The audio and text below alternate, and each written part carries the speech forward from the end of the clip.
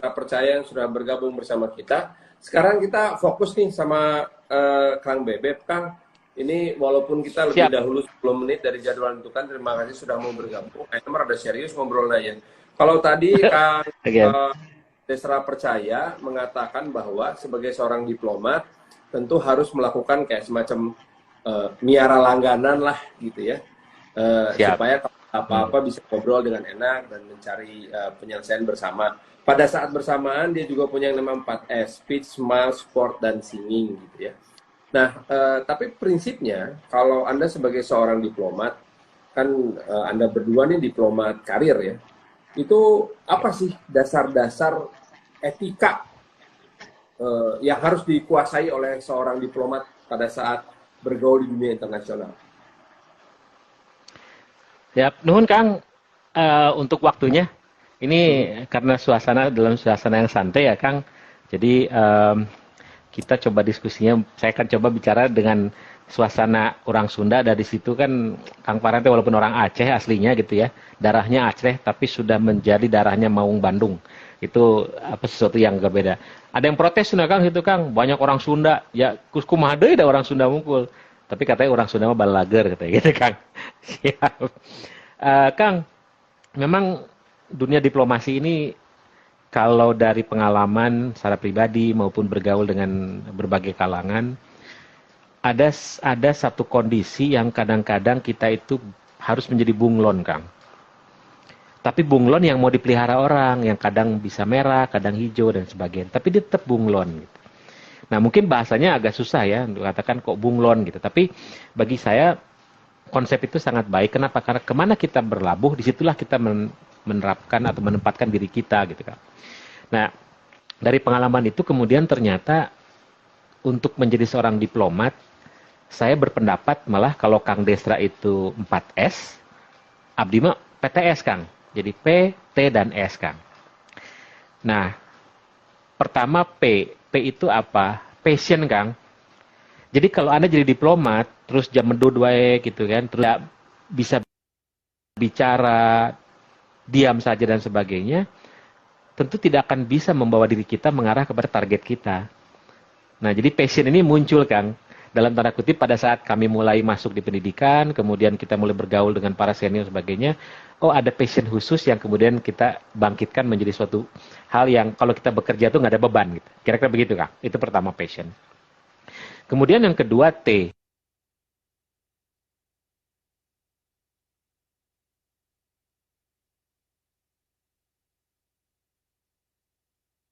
Ternyata ada satu Kang, yaitu namanya trust.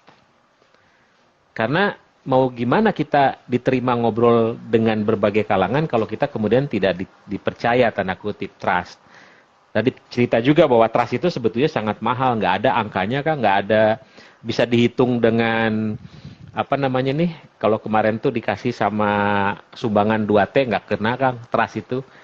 Trust itu menjadi sangat mahal bagi orang yang murah Kang. Kira-kira gitulah ya dalam bahasanya. Terus kemudian setelah trust itu muncul karena kita punya passion, kita bermain dalam konteks itu, kemudian kita dimunculkan perasaan orang menjadi nyaman, comfort dan sebagainya. Disitulah baru kita munculkan strategi kita, Kang. PTS itu. Jadi passion, trust, and strategies. Nah, strategi inilah kemudian yang menjadi bahan bagaimana kita menargetkan tujuan kita dalam berkomunikasi dengan siapapun, apakah itu secara pribadi, kemudian atas nama negara dan sebagainya. Karena kemudian dengan strategi itu Kang, ada pemimpin mengatakan bahwa seorang diplomat itu sampai sedemikian rupa dipercaya dan sebagainya sehingga mengajak orang pergi ke neraka pun seneng Kang. Dan mereka looking forward to go there gitu, kira-kira begitu. Ya, karena memang dalam kondisi seperti itu, para diplomat-diplomat ulung kita bisa lihatlah dari mulai manusia berkomunikasi itu sudah ada jiwa diplomasi itu. Tapi kemudian diasah sedemikian rupa melalui pergaulan sebagainya, itu menjadi bagaimana kita mempunyai passion, kita kemudian dipercaya sehingga ada comfort zone dari pihak-pihak yang kita ajak bersama berbicara dan sebagainya, dan kemudian kita menyampaikan strategi itu. Nah itulah yang saya pegang selama ini. Tapi bukan berarti terus kemudian, wah nih Akang nih, saya lagi lobby nih. Dalam konteks passion saya melihat Kang Farhan nih, tokoh, selebritis gitu kan. Then I will going to bring you my trust to you and your trust to me. And then kembali pada itu masuk saya strateginya ke Akang. Kang, tolong dong itu gimana caranya seperti. Jadi ini hal seperti itu Kang. Yang saya dapatkan sejak selama hampir 32 tahun saya bergaul di dunia diplomasi dan negosiasi. Gitu Kang. Oh, suaranya nggak kedengaran? Mungkin mati deh. Kang, suaranya mati? Kang Bebep, I always trusted you. I have always been trusting you. Karena Kang Bebep ini senior saya di unit Hoki Unpad. Unit Hoki Unpad ini kegiatan mahasiswa yang paling beruntung karena selalu hoki. Oke, setuju Kang. Selalu hoki, setuju. Baik. Jadi ada banyak sekali yang ingin menyapa ini, tapi saya belum bisa menyapa satu-satu ya, karena saya masih ngobrol sama Kang Bebep. Siap. Kang Bebep, selanjutnya gini, kalau secara formal, secara aturan gitu ya, ada nggak sih aturan tertulis gitu yang kalau dalam perang kan ada yang namanya Konvensi Jenewa gitu ya. Jenewa, betul. Rule of engagement-nya ada gitu kalau dalam perang nih, sehingga seseorang bisa dinyatakan sebagai crime against humanity, war crime dan lain-lain gitu. Tapi dalam berdiplomasi itu ada nggak? Secara khusus ada Kang. Artinya kita sebagai profesi diplomat yang masuk ke dalam dunia itu, kita biasanya selalu berpegang pada satu konvensi, yaitu Konvensi Wina Kang, yang tahun 63 terkait mengenai hubungan diplomatik dan hubungan kekonsuleran. Nah, ini menjadi pegangan kita pada saat kami bekerja di luar wilayah yurisdiksi pemerintah kita.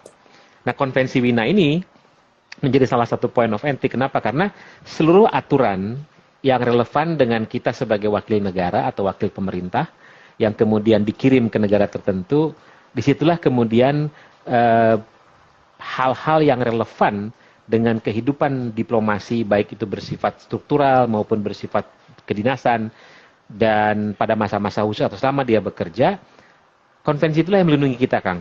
Dari mulai kekebalan diplomatik, kemudian hak-hak yang diberikan. Kenapa, Kang? Contohnya apa sih aturan dari Konvensi Wina ini soal diplomasi? Contohnya salah satunya adalah bahwa seorang diplomat itu diberikan kekebalan diplomatik.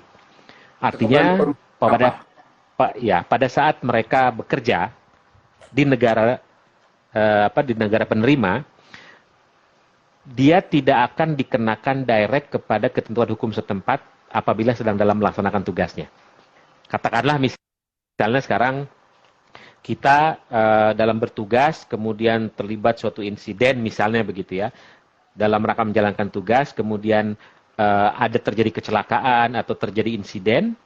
Nah, pemerintah setempat tidak bisa direct menghukum kita, selama dapat dibuktikan bahwa kami ini sedang menjalankan tugas. Paling tidak disuruh pulang dia. Ya. Atau dalam tanda kutip, artinya tidak dapat dipidana oleh ketentuan-ketentuan di negara setempat apabila di negara penerima apabila kita dalam rangka melaksanakan tugas. Tapi tidak berarti misalnya Kang kayak misalnya diplomat Rusia waktu itu ya, ada lama sekali kasusnya. Kemudian dia bertemu dengan melobi satu kelompok, kemudian pulangnya mabuk, Kang. Dia pakai mobil, ya nanti driving under influence, nabrak orangnya meninggal. Nah, pada saat itu ada dilematis bahwa pertama dia melanggar karena melakukan mengemudi dengan keadaan mabuk. Gitu. Berarti melanggar hukum dia jelas. Tapi dia sedang dalam keadaan pulang dari satu kegiatan. Jadi tidak ada tujuan lain. Kemudian terjadi kecelakaan. Nah, ada dua kemungkinan. Pertama, dia bisa dianggap bahwa melakukan kegiatan tapi ternyata dia melanggar hukum, paling tidak dia di persona non grata. Persona non grata atau dari Indonesia. Dipulangkan, Pak. Ya, dipulangin aja. Jadi kalau biasanya kan kalau non diplomat itu kan dideportasi ya. Tapi kalau kita namanya bahasanya itu di persona non grata. Tapi mungkin saja apabila kemudian pemerintahnya melobi pemerintahnya dia karena dia melanggar peraturan setempat dan mengakibatkan kematian seseorang, dia bisa dihukum. Gitu. Tapi kemudian ini menjadi sangat dilematis pada masa-masa sekarang karena terlalu banyak situasi dan kondisi yang membuat seolah-olah diplomat itu memanfaatkan secara berlebihan kekebalan itu. Ada lagi misalnya gini Kang, kita itu karena ada hubungan diplomatik antara kedua negara, kami ini bebas pajak Kang, makanya disebut manusia kelas 2 katanya kalau di negara setempat itu. Karena kami nggak pernah bayar pajak Kang. Kami nggak pernah bayar pajak, jadi kita beli apapun kita nggak bayar pajak. Jadi kalau Akang nanti mampir ke tempat saya belikan barang, Akang beli barang, Akang bisa dipotong tuh tanpa tanpa perlu bayar pajak. Nggak kena pajak. Termasuk juga dengan berbagai kegiatan, baik itu di kedutaannya, di wismanya, dan sebagainya, semua tidak dipajakkan. Gitu, pada beberapa negara tertentu. Jadi ada hal-hal yang bersifat kekebalan diplomatik itu yang memberikan, kita sebut sebagai privilege and immunities. Tujuannya apa? Untuk memperlancar tugas-tugas dan pekerjaan dia. Tapi tidak berarti bahwa terus kemudian dia dimanfaatkan dengan cara lain. Itu sih Kang yang ini. Nah, sehingga itu aturannya di situ Kang. Maka itulah kami sebagai diplomat wajib untuk menghormati hukum setempat, etika setempat, norma-norma setempat. Nah, ini yang kemudian terkadang banyak disalahgunakan oleh beberapa oknum ya tanda kutip ya. Tidak harus oknum, tidak harus diplomat, tapi di rumah kita juga satu dan lain hal pernah juga terjadi seperti itu. Begitu Kang? Ini tentu saya bukan bermaksud mau usil ya, tetapi kan ada kejadian di mana insiden terhadap seorang diplomat Nigeria yang akhirnya malah menimbulkan sebuah insiden diplomatik ya. Hubungan diplomasi antara Indonesia dan Nigeria itu bahkan sampai terancam. Kalau kebayang sama saya kan dulu contohnya nih lucuan gitu imanya ada seorang selebritis Indonesia membuang semua barang-barang buatan Prancis gara-gara pernyataan dari Presiden Macron gitu. Kebayang nama saya ada orang-orang di Nigeria dan saya baca kan berita-berita di Nigeria itu sempat ribut gitu di parlemennya masalah ini sampai Menteri Luar Negeri memberikan pernyataan resmi. Jadi kebayang ku saya mah gitunya bari-heurina di Nigeria karena Indomie sangat terkenal, Indomie dikumpulkan terus diduruk. Langsung ngarumpul ya Kang, dikumpulkan deh, dimakan gitu. Nasionalisme kami terganggu, duruk Indomie. Indomie, sabun B29. Iya ya, jadi sabun colek. Iya Kang. Iya, buat saya sebetulnya itu menjadi sangat serius ketika menjadi sebuah insiden diplomasi. Karena apa? Kepentingan ekonomi Indonesia dan juga kepentingan politik Indonesia di Nigeria menjadi sangat penting ya. Yang saya tahu duta besar kita di Nigeria itu juga adalah duta besar untuk 6 negara lain di daerah sub-Sahara. Yes. Betul.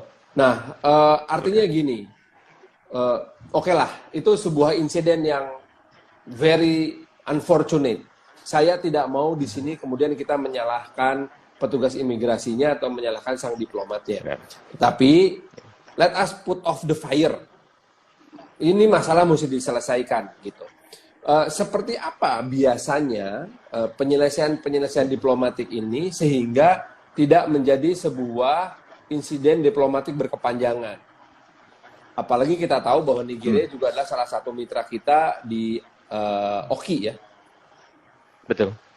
Ya, kalau kita melihat dari nature kasusnya ya Kang, saya sangat menyayangkan dari sisi, bukan berarti kebetulan kita harus membela aparat kita, tidak. Tetapi kalau kita melihat dari siklus kronologis kasusnya, itu kan sebetulnya dari langkah awal si diplomat itu yang tidak menunjukkan suatu kediplomatannya. Kalau saya bangga Kang, saya kemana-mana bawa kartu itu saya bangga. Orang macam-macam saya gebuk pakai itu aja gitu kan, bahwa saya diplomat. Dan Anda, you cannot touch me gitu. Tapi bukan lagunya Hammer ya, Don't Touch Me yang gitu, lagu gitu kan. Nah, itu satu Anda yang kenal dengan lagu-lagu disco. Anda pernah ke Studio Is? Kayaknya kita pernah ketemu dari Studio Is ya Kang ya. Iya.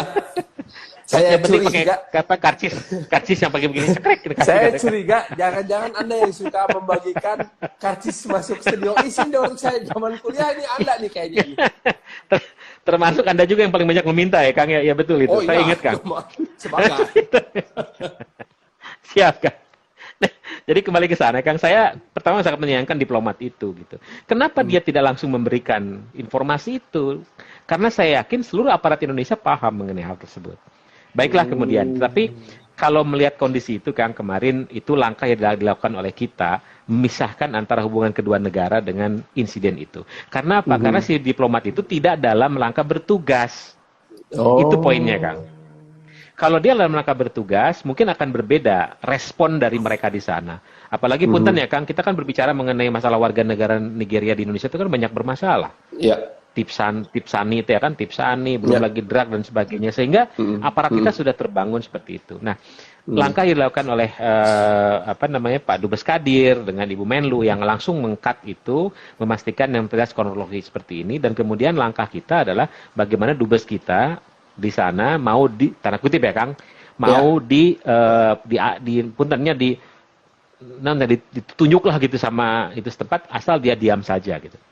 Kecuali kalau dia udah menyangkut masalah yang lebih konkret. Karena ini sebetulnya kemarin saya cek lagi di sana ada sedikit unsur politisnya.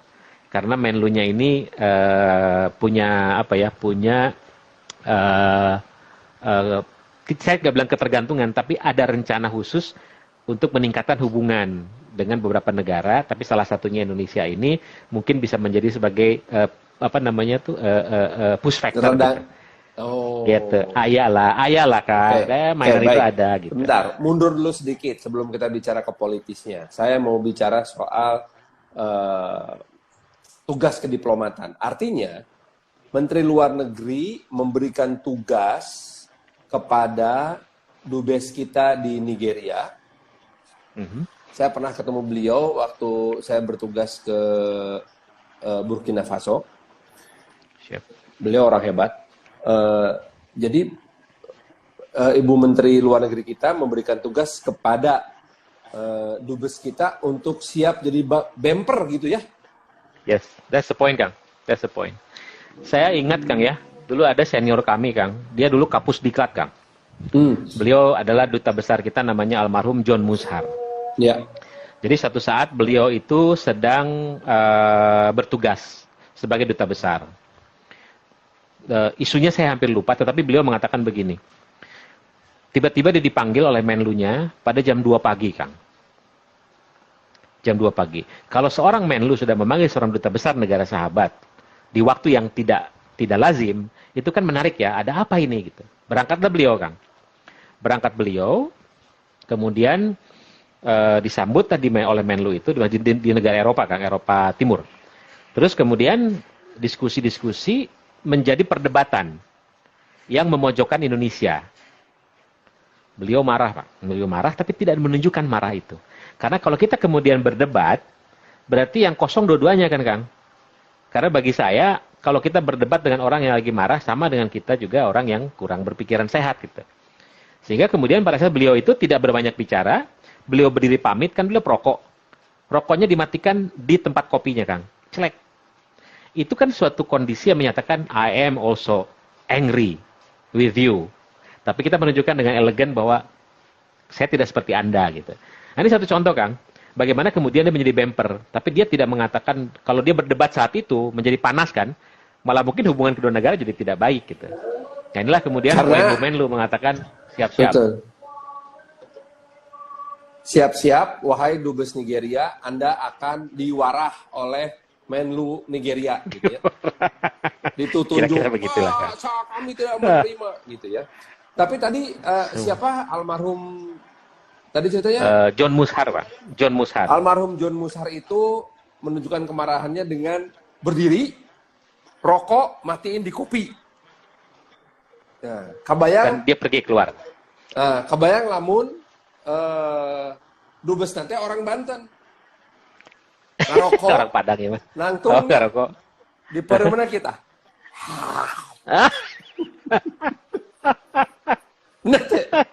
Itu iya betul juga sih. Betul juga kan, betul juga memang. Kita mah saya sebagai nini saya ayah Banten nanya. Jadi cuma saya jadi dubes, tubuh saya marah. Maka saya akan kunyah eta rokok bari hurung kene. Aing manis ya. Ya dong. Jadi kabayang di Pengkerja kita cek, naon cenah itu cenah mau Bandung teh cenah. Siap Kang. Gitu. Baik. Di situ menarik ya Kang, secara diplomat. Iya. Jadi sebetulnya kalau dalam berdiplomasi tentu harus ada penterjemahannya atau interpretasinya ya dalam sikap pribadi, dan ini membutuhkan kreativitas dari para diplomat kita untuk menunjukkan bagaimana sikap gitu. Nah, patokannya apa, Kang? Patokannya itu lebih ke tata krama atau tujuan kepentingan? Nah, ini yang kadang-kadang pandai-pandainya seorang diplomat melihat kondisi itu, Kang. Karena kita kan punya level di mana kita bisa mengatakan kemarahan kita sedemikian rupa apabila itu sudah menyangkut, katakanlah, pertama harga diri. Harga diri itu kan bisa harga diri negara, harga diri bangsa dan sebagainya. Itu menjadi sesuatu yang tidak bisa diutak-atik lah. Karena kita membawa misi 250 juta. Ya, 250 juta orang. Harga diri itu patokannya adalah I may be easy but I'm not cheap gitu ya. Kurang lebih gitu. Nah, karena mengkondisikan seperti itu akan berbeda bagaimana kita bereaksi terhadap tantangan atau ancaman yang muncul ke kita gitu. Terkadang mungkin kalau harga diri pribadi saya dalam tanda kutip, katakanlah misalnya ya dilecehkan dan sebagainya karena kami membawa nama negara, kalau dia melecehkan si bebeknya ya sudah kita terima saja. Tapi karena apa? Karena kami tujuannya hanya satu, menjaga hubungan baik antara Indonesia dengan negara manapun. Dan itu tidak berarti hanya ada, itu yang berat, Pak. Yang berat seperti itu. Korban dan kalau dalam siap. Jadi misalnya pada saat saya ingat, Kang, dulu waktu baru pertama kali pulang sekolah, kemudian diberi tanggung jawab untuk menegosiasikan aset pemerintah Cina pada saat kita mau normalisasi hubungan. Tahun 90-an, Kang. Tahun 94 kalau nggak salah. 99. Itu yang namanya mungkin Tiongkok zaman dulu ya, Kang ya. Orangnya kan keras-keras gitu kan. Ya. Kemudian lawan saya ini adalah seorang wanita, Kang. Seorang wanita Tiongkok, dingin sekali, tapi gelis. Kan bingung saya kan, Kang ya. Dingin tapi gelis gitu kan. Nah, menghadapi ini teh, Kang. Di situ saya merasa bahwa pokoknya mah, Kang, itu ada mixed feeling. Sebagai lelaki kan, aduh ya bisa runtuh nih saya negosiator asosiasi gitu kan. Di sisi lain, tapi saya harus kayak kepenten teh, tapi dia nggak sama sekali ini. Dan mulutnya tuh, Kang, maaf ya, bahasanya itu menyakitkan. Kita ini bangsa yang buruk lah, apalah koruptor lah, apa kayak gitu-gitu kan. Tapi karena tujuan saya menyelesaikan negosiasi saya, gitu. Ujungnya kan saya jadi nggak bakso duaan, Kang. Di Gang Kelinci sama si ibu ini. Walaupun geskolotnya, Kang ya. Karena 4 hari kita berding, geskolot sebenarnya, tapi ya kolot zaman itu mungkin saya masih muda, tapi dia udah lebih senior. Tapi itulah akhirnya yang saya lakukan, ketemu di Gang Kelinci, Kang. Ini sesuatu yang agak berbeda. Kenapa? Karena saat kami berbicara, yang diuntungkan itu adalah bahwa ada diplomat Tiongkok yang mendampingi dia, dan senior saya di belakang, yang selalu mengingatkan, karena mungkin kita adalah muda ya, tong gitu beb, jangan begini. Nah, ini yang kemudian menjadi poin tadi Akang bilang itu. Bagaimana sebetulnya ukurannya? Nggak ada ukuran, Kang. Tapi selama itu menjaga hubungan baik, ya udah, itu yang kita lakukan. Pokoknya jangan sampai apa-apa terjadi. Seorang diplomat itu memang mesti, kalau kata Nuke ini nulis katanya, Nuke ini anggota alumni unit hoki Unpad juga. Nuke bilang, eta nu namanya kolot-kolot kalapa. Ya. Itu yang namanya kolot-kolot kalapa. Ya. Nggak kolot, anggar we heuras. Ya, kita sapa dulu beberapa sahabat kita ya, Kang Bebep, supaya kita nggak kasihkan ngobrol sendiri. Di sini ada Membandung Movement yang sudah sangat aktif mengikuti. Juga ada Bis Official. Hayu atuh renang Kang Farhan. Kan ngomongkan diplomasi ngajak jai sih ya mah. Pak Tommy Rahman tampak terhibur sebagai pemuda Cikaso. Juga Tito Ali Azhar, demikian juga salam katanya Tito teh dari Majalengka. Kemudian Erwin Nyengs ini salam hormat, salam sehat Kang Bebep dan Om Farhan, terima kasih. Sigar tak, Kang, teman-teman Sigar Bandung tuh, Kang. Oh iya, hayo tuh kita kalau ketemu di Bandung sambil nyigar ya. Rencana, Kang, Bandung mangga. Nah, Sigar juga salah satu media, salah satu media, Kang.